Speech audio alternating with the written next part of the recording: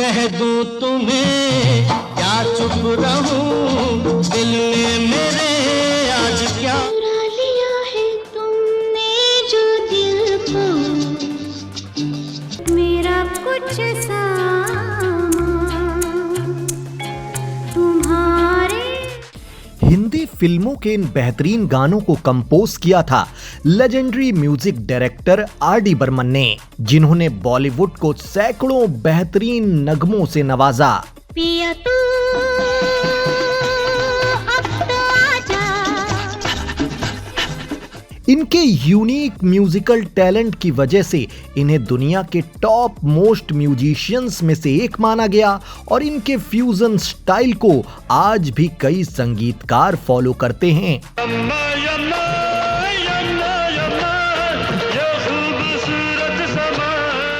लेकिन क्या आप जानते हैं कि इंडस्ट्री में पंचम दा के नाम से मशहूर इस म्यूजिशियन ने अपनी कंपोज की हुई 18 फिल्मों में खुद सिंगिंग भी की और 2 फेमस फिल्मों में एक्टिंग करते भी नजर आए। महबूबा महबूबा महबूबा महबूबा। मैं डरपोक नहीं हूँ, मैं दिल वाला आदमी हूँ। मैं किसी भूत से नहीं डरने वाला हूँ। तुम चलो और अभी चलो मेरे साथ।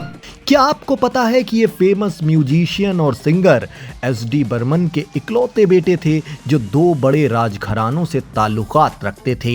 वहाँ कौन है तेरा मुसाफिर, जाएगा कहाँ? क्या आप मानेंगे कि इन्होंने सिर्फ 9 साल की उम्र में एक गाना कंपोज किया था जिसे इनके पिता ने अपने नाम से अपनी एक फिल्म में इस्तेमाल कर लिया, जिससे पंचम दा बुरी तरह से नाराज हो गए थे। है मेरी टोपी पलट के आ, ना अपने फंटूस को सता।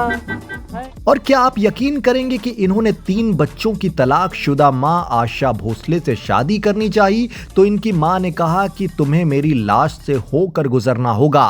जब हम जवां होंगे, जाने कहाँ होंगे। तो क्यों इतने बड़े टैलेंटेड म्यूजिशियन की जिंदगी का आखिरी वक्त गरीबी और अकेलेपन में गुजरा और क्यों इनकी मौत के बाद आशा भोसले समेत कई लोग इनके एक लॉकर को खुलवाने के लिए बेताब घूम रहे थे और क्या निकला उस लॉकर के अंदर से, जानेंगे और भी बहुत कुछ। आप बने रहिए हमारे साथ। मैंने पूछा चांद से कि देखा है कहीं मेरे यार सा। नमस्कार दोस्तों, प्रियंक वाजपेयी हूं मैं और आप देख रहे हैं डार्क बॉलीवुड। दोस्तों, आर.डी. बर्मन के कंपोज किए गानों को सुनकर आज भी म्यूजिक लवर्स बस इतना ही कहते हैं कि ओल्ड इज गोल्ड। जी हाँ, नया 9 दिन, पुराना 100 दिन।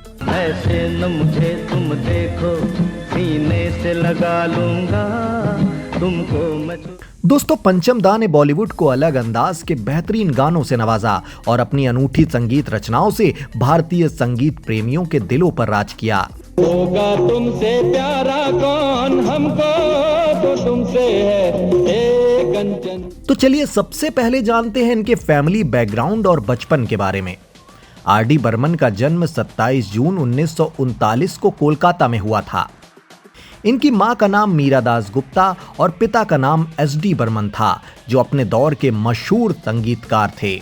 उनके पिता यानी पंचम के दादाजी प्रिंस एन.डी. बर्मन त्रिपुरा के राजा ईशान चंद्र देव बर्मन के बेटे थे, जबकि मां निरुपमा देवी मणिपुर की राजकुमारी थीं। त्रिपुरा रियासत भारत के सबसे पुराने राजवंशों में से एक था। लगभग 1500 साल से देव बर्मन परिवार राज कर रहा था। इस राजवंश में 184 राजा हुए थे और दुनिया के किसी भी दूसरे राजवंश में इतने राजाओं का कोई दूसरा उदाहरण नहीं मिलता। यानी आर.डी. बर्मन के रगों में 2 मशहूर राजघरानों का खून दौड़ता था। लेकिन पिता की वजह से इन्हें भी घर में संगीत का भरपूर माहौल मिला और ये भी म्यूजिक की तरफ अट्रैक्ट होने लगे। इनका नाम तो राहुल देव रखा गया था, लेकिन इनकी दादी इन्हें प्यार से टुबलू बुलाती थी। राहुल को कम उम्र से ही धुनें बनाने और इंस्ट्रूमेंट्स प्ले करने में महारत होने लगी। ये अपने स्कूल के कार्यक्रमों में तबला बजाने का काम संभालते। एस.डी. बर्मन के नक्शे कदम पर चलते हुए राहुल देव बर्मन भी संगीत की दुनिया में ही रच बस गए। बताते हैं कि ये बचपन में जब भी रोते थे तो जैसे 5 सुर निकलने का एहसास होता। जब एक बार एसडी बर्मन के घर पहुंचे अशोक कुमार ने उन्हें रियाज में पा का बार बार इस्तेमाल करते सुना तो उनका नाम पंचम रख दिया। हिंदुस्तानी क्लासिकल संगीत के मुताबिक पंचम 5वें स्केल में गाने को कहा जाता है।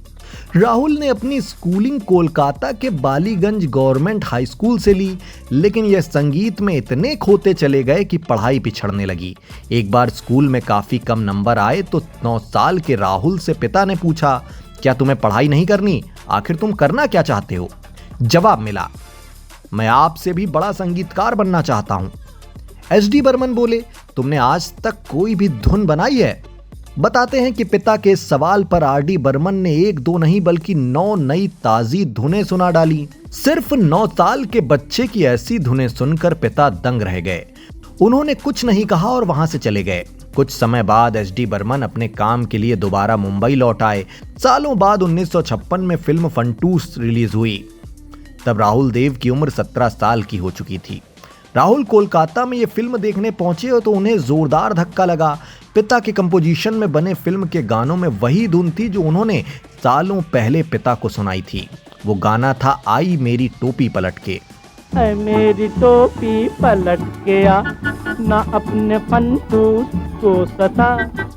आरडी बर्मन इस बात से काफी नाराज हुए। जब पिता से इनकी मुलाकात हुई तो इन्होंने गुस्से में पूछा, आपने मेरी धुन क्यों चुराई? जवाब मिला, मैं तो ये देख रहा था कि तुम्हारी बनाई धुन लोगों को पसंद आती है या नहीं। इसके 1 साल बाद 1957 की गुरुदत्त की फिल्म प्यासा के गाने सिर जो तेरा चकराए में भी एसडी बर्मन ने अपने बेटे आरडी बर्मन की धुनों का ही इस्तेमाल किया था। सर जो तेरा चकराए क्या दिल डूबा जाए, आजा प्यारे। राहुल ने पिता के कहने पर उस्ताद अली अकबर खान से सरोद सीखना शुरू किया। साथ ही पंडित समता प्रसाद और सलील चौधरी से बाकायदा संगीत की शिक्षा भी ली। फिर आरडी ने अपने पिता को असिस्ट करना शुरू कर दिया था। बताते हैं कि कई बार काम की वजह से दोनों में अनबन हो जाती थी। आरडी बर्मन की जिद की वजह से ही कई बार बर्मन दा स्टूडियो से नाराज होकर चले जाते थे, लेकिन आखिर में उन्हें बेटे की बात माननी ही पड़ती थी।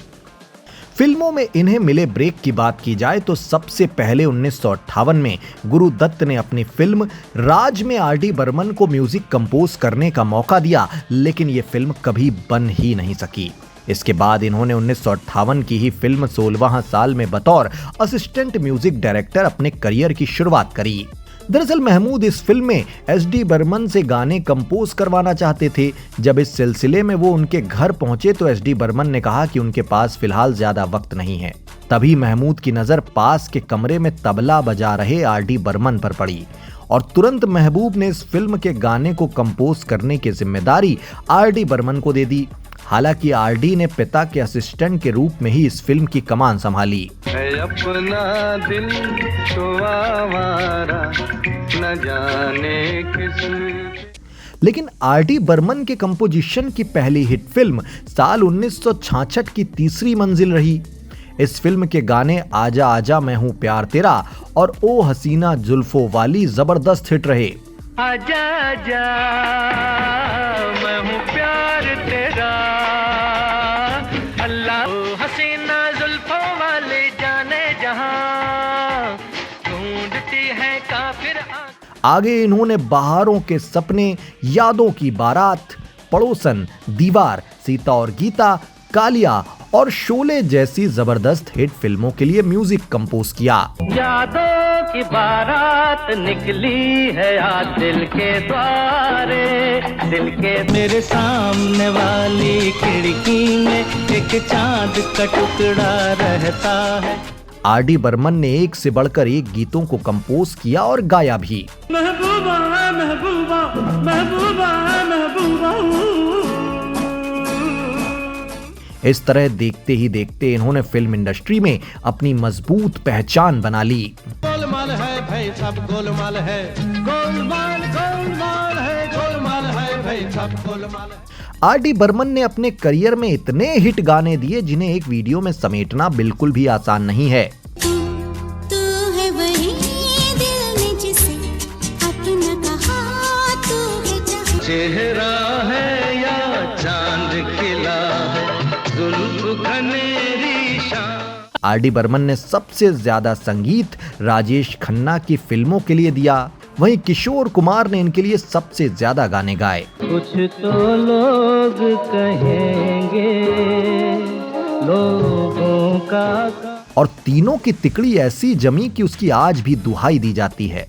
ये शाम मस्तानी मदहोश किए। आर.डी. बर्मन 70 के दशक में सबसे चर्चित म्यूजिक कंपोजर्स में से एक रहे। ये सिर्फ अपने पिता की छाया बनकर नहीं रहे, बल्कि इनकी ओर से बनाए गए संगीत इनके पिता एस.डी. बर्मन के संगीत की शैली से भी काफी अलग होते थे। आर.डी. बर्मन हिंदुस्तान के साथ वेस्टर्न म्यूजिक का भी मिश्रण करते थे, जिससे भारतीय संगीत को एक अलग पहचान मिली। चेहरा है या चांद खिला है, जुल्फ घनेरी शाम। तो इनके बनाए इन सुरीले नगमों की विस्तार से बात हम किसी और वीडियो में करेंगे। चलिए फिलहाल बात करते हैं इनकी पर्सनल लाइफ और इनकी पर्सनैलिटी से जुड़े कुछ और दिलचस्प पहलुओं की। तो म्यूजिक की दुनिया में अपने हुनर के बलबूते सफलता की सीढ़ियां चढ़ रहे आर.डी. बर्मन की जिंदगी में साल 1966 में पहला प्यार बनकर आई इनकी एक फैन रीता पटेल। दरअसल इन दोनों का रिश्ता एक मामूली शर्त से शुरू हुआ था। रीता पटेल ने एक बार अपने दोस्तों से शर्त लगाई कि देखना, मैं एक दिन आर.डी. बर्मन के साथ डेट पर जाकर दिखाऊंगी। रीता ने एक दिन इन्हें सामने देखकर रोक लिया और शर्त वाली पूरी बात बताकर सीधे इनसे डेट के लिए पूछ लिया। आर.डी. हंस पड़े और मान गए। एक शर्त से शुरू हुआ यह किस्सा दोस्ती और फिर प्यार में बदल गया और 1966 में दोनों ने शादी कर ली। शादी के 5 साल बाद 1971 में आर.डी. बर्मन और रीता का तलाक हो गया। पता चला कि इनकी आपस में बन नहीं रही थी, तो दोनों ने आपसी सहमति से अलग होने का फैसला किया था। जिस दिन आर.डी. बर्मन का तलाक हुआ उस दिन ये घर न जाकर एक होटल में ठहरे। यहां अकेलेपन में आर.डी. ने अपना दर्द समेट कर एक गाना लिख दिया। वो गाना था, मुसाफिर हूं यारो, न घर है न ठिकाना, मुझे चलते जाना है। ये गाना एक साल बाद 1972 की फिल्म परिचय में रखा गया, जो काफी ज्यादा पॉपुलर हुआ। मुसाफिर हूँ यारो, ना घर है। एक तरफ आर.डी. बर्मन की शादी टूट चुकी थी, वहीं दूसरी तरफ उस जमाने की मशहूर सिंगर आशा भोसले गणपत राव भोसले से अलग होकर 3 बच्चों की जिम्मेदारियां अकेले उठा रही थी। नाकाम शादी के गम में डूबे आर.डी. बर्मन और आशा भोसले दोनों को एक दूसरे में हमदर्द दिख गया। वैसे तो दोनों की पहली मुलाकात 1956 में फिल्म तीसरी मंजिल के गाने के लिए हुई थी, लेकिन अब लगातार साथ काम करते हुए दोनों एक दूसरे को पसंद करने लगे और एक दिन मौका पाते ही आर.डी. बर्मन ने आशा के सामने शादी का प्रस्ताव रख दिया। इस शादी के लिए आशा भोसले तो मान गई, लेकिन जैसे ही ये बात आर.डी. बर्मन की मां तक पहुंची, उन्होंने शादी से साफ इनकार कर दिया और कहा, यह शादी मेरी लाश पर ही होगी। इनकार की पहली वजह यह थी कि आशा आर.डी. बर्मन से 6 साल बड़ी थी और दूसरी वजह यह कि वो 3 बच्चों की मां थीं। मां के आज्ञाकारी बेटे आर.डी. बर्मन ने अपने कदम पीछे खींच लिए। कुछ समय बाद आर.डी. बर्मन के पिता एस.डी. बर्मन का निधन हो गया और मां की मेंटल कंडीशन लगातार बिगड़ती चली गई। तब आर.डी. बर्मन की मां की स्थिति ऐसी हो गई थी कि वो अपने बेटे को भी नहीं पहचान पाती थी।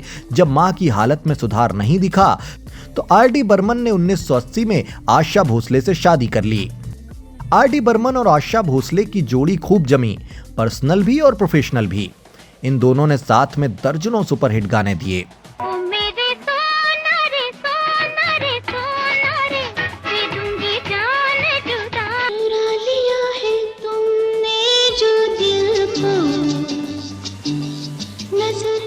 इसके अलावा तुम साथ हो जब अपने, सुन सुन दीदी तेरे लिए एक रिश्ता आया है, दम मारो दम, 2 लफ्जों की है दिल की कहानी जैसे तमाम गाने तो एवरग्रीन हिट बन गए। मिट जाए गम, 2 लफ्जों की है दिल की कहानी। आशा भोसले ने बीबीसी को दिए एक इंटरव्यू में आर.डी. बर्मन से जुड़ा एक और मजेदार किस्सा सुनाया था। उन्होंने बताया कि पिता एस.डी. बर्मन के बीमार पड़ने के बाद लोगों ने आर.डी. बर्मन को काम देना लगभग बंद कर दिया था।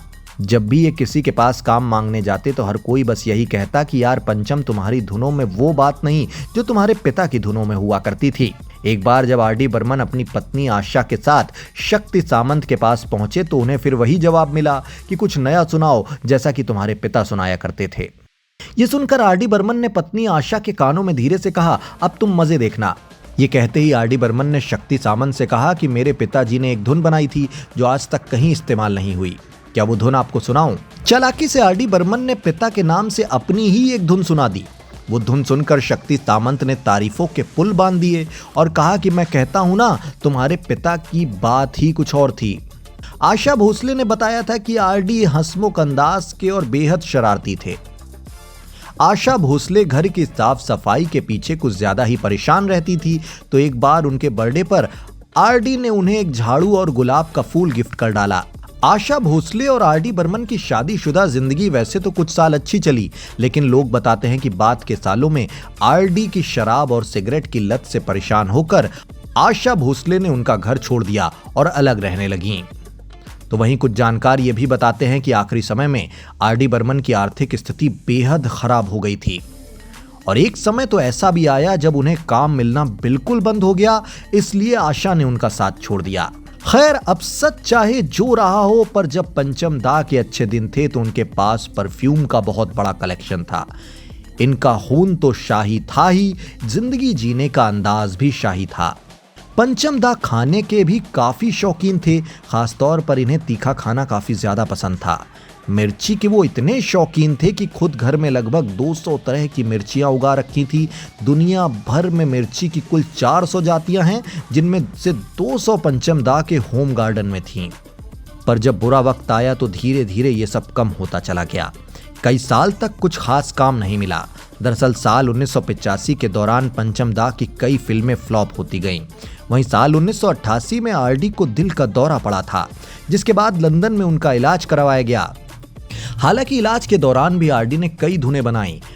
फिर विधु विनोद चोपड़ा ने आर डी की मदद करते हुए इन्हें अपनी फिल्म 1942 अ लव स्टोरी में म्यूजिक कंपोज करने का मौका दिया और यही इनकी आखिरी फिल्म साबित हुई।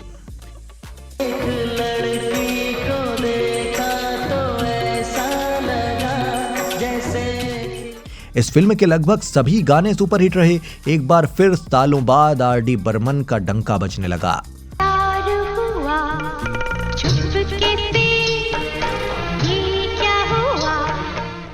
लेकिन अफसोस, इस सफलता को सेलिब्रेट करने के लिए आर डी बर्मन इस दुनिया में मौजूद नहीं थे। कुछ ना कहो, कुछ भी ना कहो। 4 जनवरी 1994 को 54 साल की उम्र में आर डी बर्मन का निधन हो गया। बता दें कि यह फिल्म पंचम दा के निधन के लगभग 3 महीने बाद यानी कि 15 अप्रैल 1994 को रिलीज हुई थी। ये सफर बहुत है कठिन मगर नौदा। मौत के बाद आर डी बर्मन को इस फिल्म के लिए बेस्ट म्यूजिक डायरेक्टर का फिल्म फेयर अवार्ड मिला। आर डी बर्मन की मौत के कुछ समय बाद आशा भोसले को पता चला कि उन्होंने सेंट्रल बैंक ऑफ इंडिया के बैंक में एक लॉकर ले रखा था।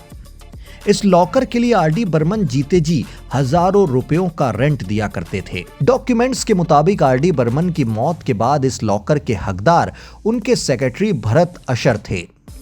जब भरत से इस बारे में पूछा गया तो उन्हें इसकी कोई जानकारी ही नहीं थी। आशा ने अब पूरा घर खंगाला, लेकिन उन्हें इसकी कोई चाबी नहीं मिली। यह हाई प्रोफाइल केस बन गया और हर कोई इसे जानना चाहता था। पुलिस ने लॉकर सील करवा दिया और इन्वेस्टिगेशन शुरू की। जानकार बताते हैं कि आशा भोसले को लग रहा था कि लॉकर में आर डी बर्मन की प्रॉपर्टी के जरूरी पेपर्स, ज्वेलरी और हीरे की खानदानी अंगूठी मिलेगी। आखिरकार 3 मई 1994 को इस लॉकर को खोला गया, जहां police, bank manager, Asha Bhosle और कुछ करीबी मौके पर मौजूद थे। लॉकर नंबर SBD को चाबी नंबर 1035 से खोला गया, लेकिन इसके खुलते ही हर कोई हैरान रह गया। उस बड़े से लॉकर में चारों तरफ टॉर्च घुमाई गई तो उसमें था सिर्फ 5 रुपए का एक नोट। हर कोई हैरान था कि जिस लॉकर के हजारों रुपए किराए में जाते हैं, उसमें कीमती सामान के नाम पर सिर्फ 5 रुपए क्यों हैं? यह पंचम दा को किसने दिया? इस लॉकर का नॉमिनी उनका सेक्रेटरी ही क्यों था? ऐसे कई सवाल थे जिनका कभी कोई जवाब नहीं मिला।